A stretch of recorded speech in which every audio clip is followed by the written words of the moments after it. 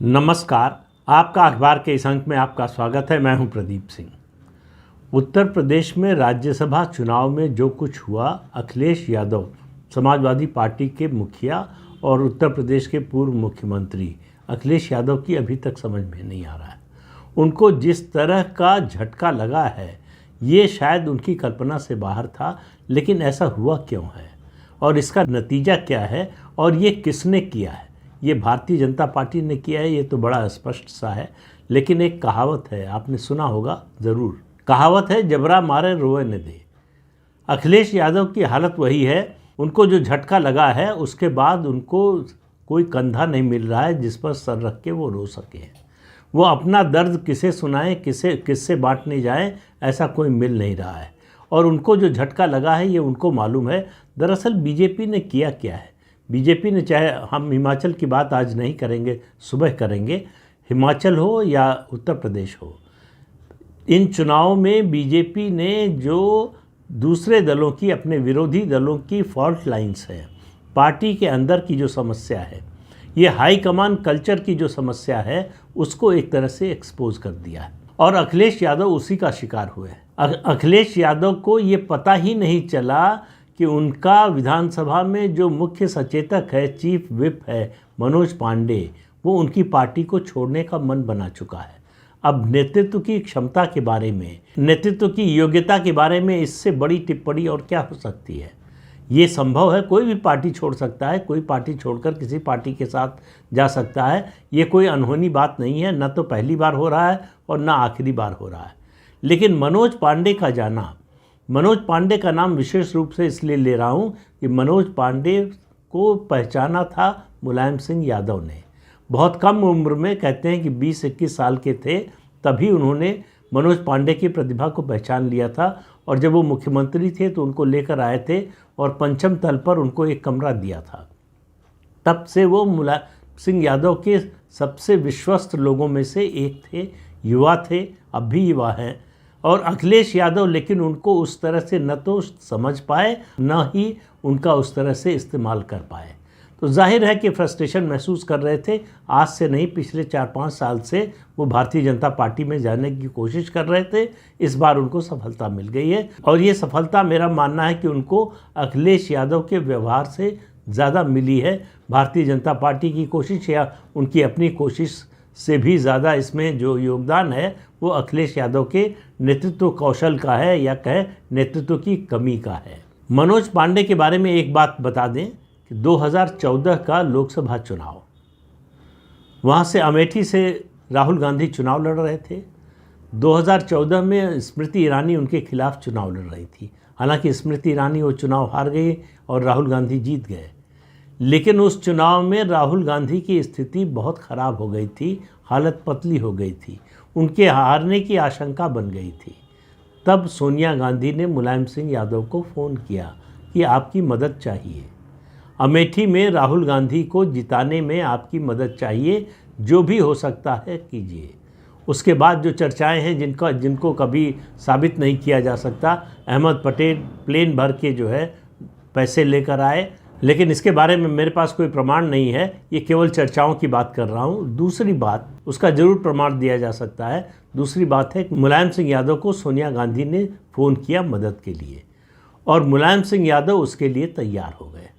उन्होंने किसको फ़ोन किया, किससे कहा ये काम करने के लिए? ये जिम्मेदारी मुलायम सिंह यादव ने मनोज पांडे को सौंपी और बुलाकर कहा कि अमेठी से राहुल गांधी को जिताना है, सोनिया जी का फ़ोन आया था, उनकी मदद करनी है। मनोज पांडे को आश्चर्य हुआ कि विरोध में थे हम, यहाँ तक कि प्रियंका वाड्रा की यात्रा का भी विरोध किया था, साइकिल यात्रा जो निकालने की कोशिश कर रही थी। इस सब के बावजूद चूँकि नेताजी का आदेश हुआ, मनोज पांडे ने उसको शिरोधार्य कर लिया और लग गए। और ये पूरी घटना पोलिंग से मुश्किल से 5-6-7 दिन पहले की है। उसके बाद वो लग गए, उनकी जितनी ताकत थी, जितने कार्यकर्ता थे और जो लोग उनके समर्थक थे, उन सबको लगा दिया कि किसी भी हालत में कुछ भी करना है, लेकिन राहुल गांधी को अमेठी से जिताना है। और राहुल गांधी को अमेठी से जिता दिया। एक उदाहरण ये। दूसरा उदाहरण जो बागी नहीं हुई, पल्लवी पटेल, उनका है। पल्लवी पटेल, आपको मालूम है कि उन्होंने अलग पार्टी बनाई थी, लेकिन चुनाव विधानसभा का वो सपा के सिंबल पर लड़ी थी और जीती किससे? केशव प्रसाद मौर्य, जो डिप्टी चीफ मिनिस्टर उस समय भी थे और आज भी हैं। उनको सिराथू से हराकर वो विधानसभा में पहुंची है। उनको विधानसभा चुनाव की जीत के बाद अखिलेश यादव ने, जैसे बाकी जो उनके सहयोगी दल थे उनकी उपेक्षा की, उसी तरह से पल्लवी पटेल की भी की। चुनाव से पहले उन्होंने साफ साफ कह दिया था, जब उम्मीदवारों के नामों की घोषणा हुई, कि इसमें पीडीए कहाँ है। उन्होंने कहा पीडीए की बात करते हैं, अखिलेश यादव पीडीए की बात आजकल बहुत करते हैं। पीडीए मतलब उनके हिसाब से पिछड़ा, दलित और अल्पसंख्यक। उन्होंने कहा कि इसमें जो है रामजी लाल सुमन को छोड़कर पीडीए कहाँ है। उन्होंने कहा कि मैं सैद्धांतिक रूप से जुड़ी हूँ, पीडीए के सिद्धांत से सहमत हूँ, इसमें पीडीए नहीं है, इसलिए मैं पार्टी के उम्मीदवार को वोट नहीं दूंगी। लेकिन आखिर में उन्होंने वोट दिया और बताते ये हैं कि वोटिंग से पहले पल्लवी पटेल और अखिलेश यादव में काफ़ी गर्मा गर्म बहस हुई। पल्लवी पटेल का पहला एतराज़ तो ये था कि आप जो ये पीडीए की बात करते हैं, इसमें पीडीए कहाँ है ये बताइए, जो आपने राज्यसभा के उम्मीदवारों का चयन किया। इसमें 2 अगड़ा वर्ग के हैं, एक सिर्फ रामजी लाल सुमन जो है वो दलित वर्ग से है, इसमें अल्पसंख्यक कोई नहीं है, इसमें पिछड़ा वर्ग से कोई नहीं है। और वो चाहती ये थी, जो खबर आ रही है, वो चाहती ये थी कि उनकी मां को विधान परिषद में भेजने का आश्वासन दे अखिलेश यादव। लेकिन अखिलेश यादव को ये शक था कि वो भारतीय जनता पार्टी में जा रही हैं, इसलिए उन्होंने मना कर दिया। पल्लवी पटेल की बातचीत 2022 के विधानसभा चुनाव से पहले से भारतीय जनता पार्टी से चल रही है, ये बात सही है। लेकिन केशव प्रसाद मौर्य, खासतौर से 2022 का चुनाव हारने के बाद केशव प्रसाद मौर्य नहीं चाहते कि पल्लवी पटेल आएँ।